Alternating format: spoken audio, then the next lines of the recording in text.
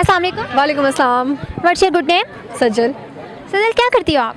यार जॉब कर रही है। अच्छा, आप मुझे ये बताओ कि आप जो ये फेस्टिवल में आई हो, फेस्टिवल को किस तरह से एंजॉय कर रही हो? मैंने बहुत ज़्यादा इस फेस्टिवल को एंजॉय किया। सीरियसली जब ये स्टार्ट हो रहा था मैं तब भी आई थी at the very first day.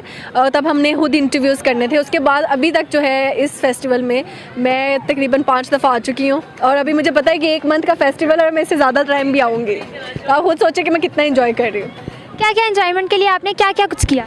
I love antique jewellery, वो मैंने बहुत ज़्यादा यहाँ से ख़रीदी है और फिर डिस्काउंट भी मिल जाता है क्योंकि शोज़ की वजह से, तो वो काफ़ी अच्छा रहा। ये मैंने बहुत इंजॉय किया। और बाकी मैंने एक है सजना दा डेरा, उधर से मैंने साग और मक्खन की रोटी बहुत इंजॉय की। अच्छा, ये जो फेस्टिवल हुआ है, ये जो फेस्टिवल जो हमारे वज़ीर